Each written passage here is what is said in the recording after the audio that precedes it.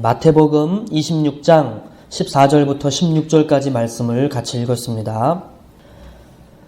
유대의 종교 지도자들이 예수님을 죽이려고 했습니다. 그래서 마가복음 2장과 3장에 걸친 그 내용에 의하면요, 예수님이 안식일 규정을 지키지 않으셨어요. 안식일에 한쪽 손이 마른 사람을 치료해 주신 겁니다. 사실 그거는 예수님이 잘 하신 거죠. 옳게 행동하신 겁니다. 그런데 율법주의자들에게 있어서 예수님은 율법을 위반하고 백성을 선동하는 그런 위험한 인물이었어요. 그래서 바리새인들이 이 바리새인들이 율법주의자들이라고 그랬죠. 이 바리새인들이 3장 6절에 보니까, 마가복음 3장 6절에 보니까 어떻게 하여 예수를 죽일까 의논하니라 그랬습니다. 예수님을 제거하려는 그런 본격적인 움직임이 시작된 거예요. 요한복음에서도 예수님이 죽음의 위협에 시달리게 된 결정적인 이유를 안식일 규정을 준수하지 않았다, 이렇게 봐요. 그래서 요한복음 5장 16절에 보니까요, 그러므로 안식일에 이러한 일을 행하신다 하여, 여기서 이러한 일이란 뭘 가리킬까요? 요한복음에 기록된 기사에 의하면 예수님이 38년 동안 질병에 시달리던 한 사람을 고쳐주신 일이 있어요. 그날이 또 하필 안식일이에요. 그래서 안식일에 이러한 일을 행하신다 하여 유대인들이 예수를 박해하게 된지라, 이렇게 기록하고 있습니다. 근데 요한복음에 의하면 유대인들이 예수님을 죽이려고 했던 이유가 또 첨가되어 있습니다. 그게 뭐냐면 5장 18절에 있어요. 유대인들이 이로 말미암아 더욱 예수를 죽이고자 하니 이는 안식일을 범할 뿐만 아니라 하나님을 자기의 친아버지라 하여 자기를 하나님과 동등으로 삼으심이러라, 이렇게 기록해요. 예수님이요, 자기 자신을 하나님과 동등으로 삼았기 때문이래요. 즉 자기 자신을 하나님이라고 여겼다는 거죠. 복음서를 읽어보면 예수님의 그 발언들, 그리고 예수님의 행동들은 하나님만이 하실 수 있는 발언, 하나님만이 하실 수 있는 그런 행동들이거든요. 근데 그거를 서슴없이 하셨단 말이에요. 그러니까 유대인들은 당연히 그거를 신성모독이라고 여겼어요. 그래서 저자를 죽여야 한다, 이렇게 결론을 내린 것이죠. 그래서 예수님이 바리새인들과 서기관들의 표적이 됩니다. 바리새인과 서기관들이 노골적으로 이렇게 예수님을 제거하려고 하는 움직임을 보이니까 이제는 예수님도 공개적으로 다니실 수가 없는 상황이 된 거예요. 유월절이라고 하는 유대인들의 큰 명절이 다가왔을 때 이 사람들이 계획을 꾸몄어요. 곧 있으면 명절이다. 그러면 아마 예수도 예루살렘으로 오지 않겠느냐. 그를 그때 붙잡아서 재판에 넘기고 죽이자 그랬어요. 유대인이라고 하면 이 유월절이라고 하는 명절에 꼭 예루살렘에 있는 성전을 방문해야 됐거든요. 이 바리새인들이 그때를 노린 것이에요. 그래서 예루살렘 지역에 현상을 내겁니다. 요한복음 11장 57절입니다. 누구든지 예수 있는 곳을 알거든 신고하여 잡게 하라 명령하였습니다. 이렇게 기록하고 있습니다. 자, 오늘 본문은 이런 상황이 진행되고 있는 시점에서의 본문이에요. 그래서 오늘 14절에 보니까 그때 12 중에 하나인 가룟 유다라 하는 자가 대제사장들에게 가서 말하되 그랬습니다. 여러분, 여기에 누가 등장하냐면 유다입니다. 유다. 예수님의 제자 중 한 사람이었어요. 이 사람을 가룟 유다 이렇게 부르는데, 유다는 이 사람 이름이고요. 가룟에 대해서는 여러 가지 학설이 있어요. 이게 뭘까? 다 소개할 수는 없고, 가장 그럴듯한 설명은 그리옷이라고 하는 지방 출신이라는 뜻일 것이다. 그래서 가룟 유다라고 불린다라는 거예요. 어쨌든요, 이 사람이 12 중에 하나였습니다. 에이스였거든요. 예수님을 추종하는 제자들이 많았어요. 근데 그 많은 제자들 중에, 많은 사람들 중에 예수님이 더 특별하게 12명을 선별하신 거예요. 이 유다는 그 12 중에 하나로 포함이 될 정도로 예수님의 측근이었습니다. 그리고 이 사람은 예수님의 그 제자단 내에서 재정을 담당했었어요. 회계, 재정을 맡아보던 사람이었습니다. 그런데 이 가룟 유다, 이 사람이 예수님을 배신합니다. 오늘 이야기가 바로 그겁니다. 이 사람이 왜 예수님을 배신했을까요? 배신의 아이콘이죠. 그렇죠? 유명하잖아요, 이 사람. 예수 안 믿는 사람들도 다 알더라고요. 예수님을 배신한 제자 이러면 가룟 유다 이렇게 얘기해요. 유명해요. 아주 불명예스러운 일이죠. 유다, 이 사람이 왜 예수님을 배신했을까요? 이것도 가설인데요. 그럴듯한데 한번 들어보세요. 당시 유대인들이 그 로마의 식민 통치를 받고 있었어요. 이 시기에 유대인들 사이에서 아주 열광적인 신앙이 일어나고 있었거든요. 그게 뭐냐면 메시아가 로마를 물리치고 하나님 나라를 세운다는 것이었어요. 이게 아주 열광적이었단 말이죠. 이런 신앙이. 특히 아주 능동적으로 이 메시아 운동을 하던 단체가 있었는데 그 중에 하나가 셀롯당이었습니다. 셀롯. 우리말로는 열심당이에요. 젤롯 그러기도 하고 셀롯 이렇게도 발음하고요. 열심당입니다. 학자들에 의하면 이 가룟 유다가 그 셀롯당 출신이었다는 거예요. 이 사람들이 어떤 사람들이었냐면 우리는 절대로 로마 제국에게 굴복하지 않겠다. 세금도 바치지 않겠다. 그렇게 말하는 사람들이었어요. 세금 내기를 거부했습니다. 그리고 항상 이 몸에 단도를 지니고 다녔어요. 칼. 폭력을 합당하다고 생각하는 사람들인 거죠. 이 사람들은 메시아가 오시기를 기대했는데 그 메시아와 함께 폭력적인 행동으로, 군사 행동으로 로마 제국과 싸우려고 했던 사람들이었어요. 승산이 있다고 믿었어요. 메시아와 함께 하니까요. 네. 유다가 그런 사람이었는데 그래서 처음엔 예수님이 그런 메시아인 줄 알고 열렬히 추종했는데 이게 지금 가만히 이 예수님이 하시는 말씀들, 예수님이 하시는 그런 행동들을 보니까 뭔가 기대에 안 맞는 거예요. 예를 들어서 예수님의 가르침 중에 이런 말씀이 있어요. 나는 너희에게 이르노니 너희 원수를 사랑하며 너희를 박해하는 자를 위하여 기도하라. 예수님이 그러셨단 말이에요. 받아들일 수가 없는 거죠. 저게 무슨 소리야? 싹 다 갈아엎어야지. 무슨 사랑? 무슨 얼어 죽을 기도? 셀롯 땅의 생각과 맞지가 않는 거예요. 실망을 했다는 거죠. 유다가. 예수님이 펼치는 하나님 나라와 그 하나님 나라 설교와 그 사역에 점차 회의감이 든 거예요. 그래서 유다가 이 사람에게는 절대로 미래가 없고 국가의 운명을 맡길 수가 없겠다 이렇게 판단한 겁니다. 그리고 때마침 기회가 왔고 그래서 예수님을 배신하게 된 것이다. 뭐 이렇게 얘기합니다. 이거는 가설이에요. 그럴듯한 얘기지만요. 신빙성이 있는 것 같아요. 근데 복음서 내에서는 그런 얘기가 전혀 없어요.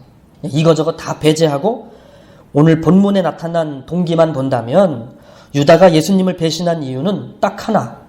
돈 욕심입니다. 돈 욕심. 사실은 이것도 빈약한 근거지만요. 본문에 나타난 동기로만 따지자면 그렇다는 거예요. 자, 보세요. 이 사람이 자발적으로 대제사장에게 갑니다. 대제사장들. 이 사람들은 유대교 지도자인 거죠. 유다가 그들을 찾아갔어요. 그리고 15절에 내가 예수를 너희에게 넘겨주리니 얼마를 주려느냐 합니다. 거래를 하러 간 겁니다. 현상금 달라는 거죠. 그런데 여러분 그들이 얼마를 줍니까? 은 30을 달아주었답니다. 당시에는 금이나 은 이런 것들을 지불할 때 저울에 무게를 달아서 측정을 했거든요. 은 30을 달아주었다. 이게 그 말입니다. 거래가 완료됐어요. 끝났습니다. 유다는 예수님이 자주 가시는 그런 장소를 발설했고 그들은 이 고급 정보를 받은 대가로 은 30을 달아주었어요. 은 30. 유다는 은 30을 받을 줄 알았을까요? 이거 더 받아야 되는데 이렇게 생각하진 않았을까요? 뭐야, 이거밖에 안 돼? 이렇게 하지 않았을까요? 여러분, 왜 그러냐면 지금 유다는 아주 모욕적인 금액을 받은 것이에요. 예수님이 어디 머물 것인지 아주 중요한 정보를 제공했어요. 저에게 얼마를 주실 겁니까? 근데 대제사장들이 이렇게 반응한 거예요. 그 자가 뭐 그리 대단한 자라고, 이거나 먹고 떨어져라, 이런 식으로. 네가 우리에게 팔아넘긴 그 자는 별로 중요하지 않은 인물이다, 이런 식으로 겨우예요. 겨우 은 30을 달아준 거예요. 여러분, 예수님 당시 은 30은 정말 보잘것없는 금액이었어요. 이 은 30은 구약 성경에 출애굽기가 있잖아요. 출애굽기를 읽어보면 황소가 이웃집 사람의 노예를 받아서 죽게 했을 때 황소 주인이 벌금으로 내야 되는 금액이었거든요. 그게 은 30이었어요. 근데 이게 사람 목숨값으로 따지면 아주 보잘것없는 액수거든요. 그 당시 노예들에게 인권이라는 것이 있었겠어요? 전혀 없었어요. 노예는 그냥 물건 취급받았어요. 물건이나 뭐 짐승이 하나 정도로 여겨졌죠. 예. 근데 예수님 시대에는 그 은 30의 가치가 더 떨어지는 거죠.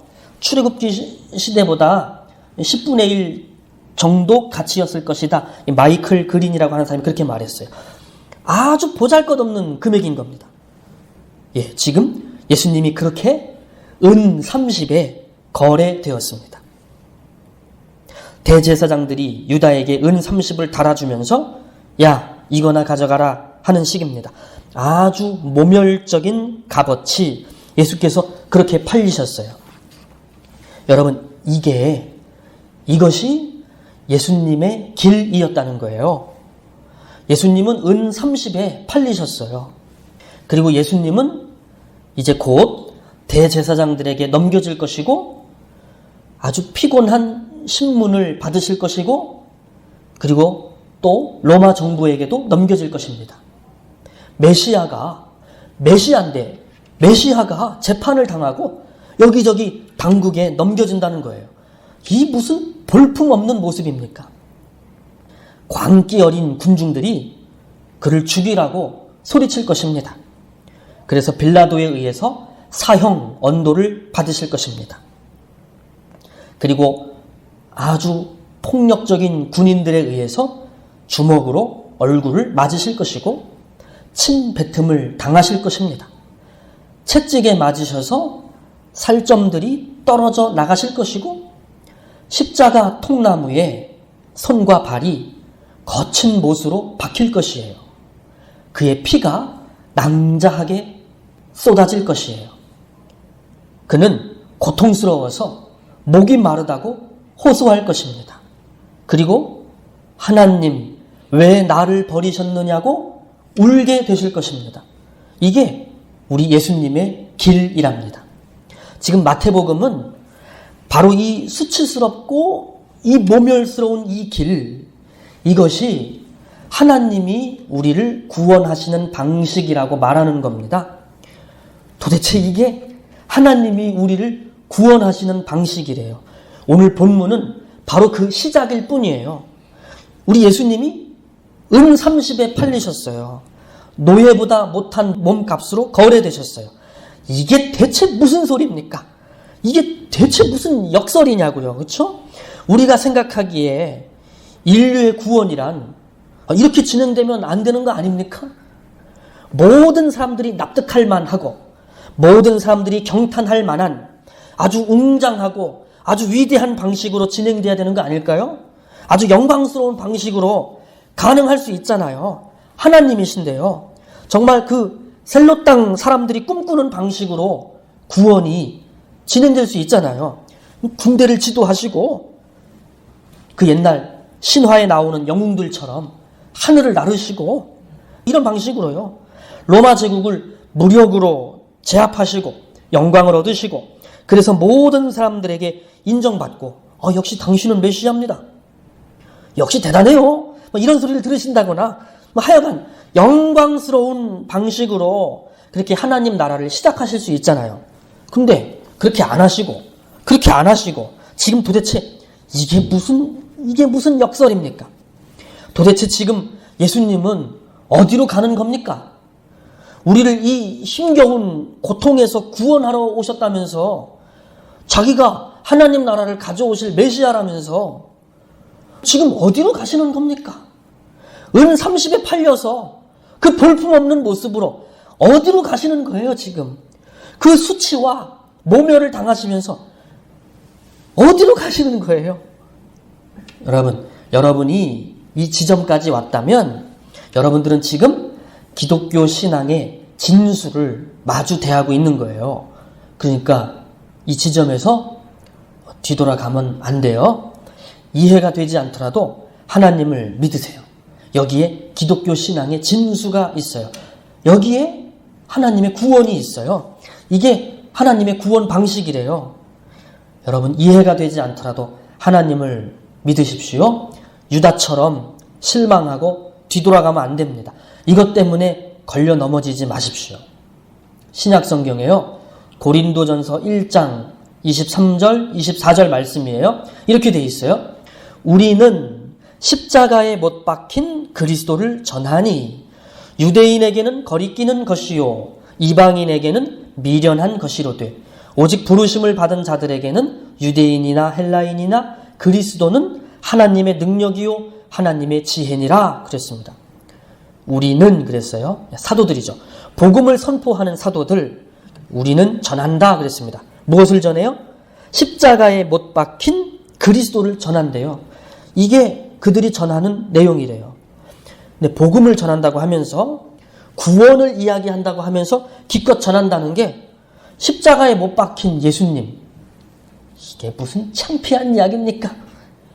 그래서 이것이 이방인들에게는 미련한 것처럼 보이는 일이래요. 무슨 미련한 이야기를 하고 있나? 이해가 안 되는 거죠. 그리고 유대인들에게는 거리끼는 것이래요. 거리낀다. 혐오스러운 거죠. 불쾌하다는 거죠. 도대체 지금 장난하냐 이겁니다. 그것이 유대인들에게는 거리끼는 이야기였어요. 거리끼는 것. 이 말이 헬라말로 스칸달론이에요. 스칸달론. 걸려 넘어지게 하는 장애물이란 뜻입니다. 이것 때문에 걸려 넘어지는 거예요. 수치스러운 거니까. 뭐가 뭔지 이해가 안 되는 거니까.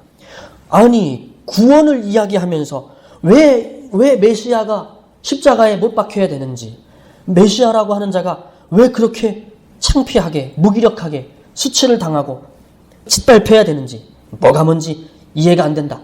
걸려 넘어지는 겁니다. 근데 고린도전서에서 사도가 이렇게 말합니다. 그리스도는, 즉 메시아이신 예수는 하나님의 능력이고 하나님의 지혜다. 하나님의 어리석음이 사람보다 지혜롭고 하나님의 약하심이 사람보다 강하다. 이렇게 말씀합니다. 그래서 여러분, 제가 정말 깊은 애정을 가지고 여러분들께 말씀드릴게요. 하나님을 믿으세요. 하나님의 방식을 의심하지 마십시오.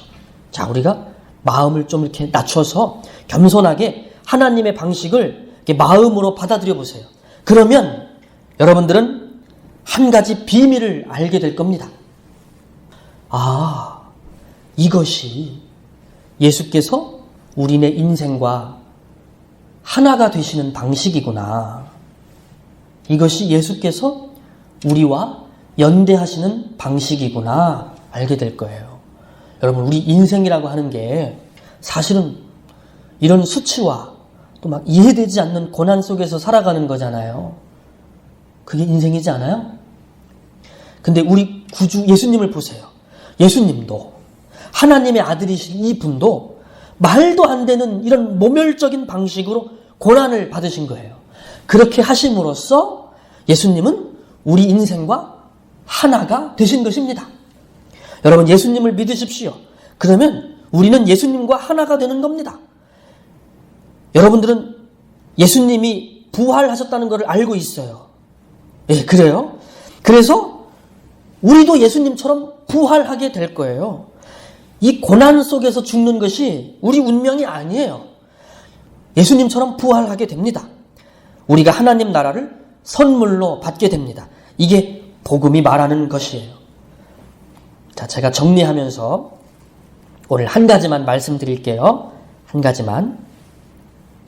은 30에 거래되는 길, 수치스럽고 모멸스러운 길, 하나님 왜 나를 버리셨느냐고 우는 길, 내가 혼자라고 생각되는 길, 이게 우리 인생에서 겪을 수 있는 길이죠. 그렇죠. 근데 반전이 일어났어요. 이제 반전이 일어났어요. 우리는요, 이제 이런 수치를 당하게 될 때 내가 걷는 이 길은 예수의 길이라고 생각해야 됩니다. 반전이죠. 반전이에요.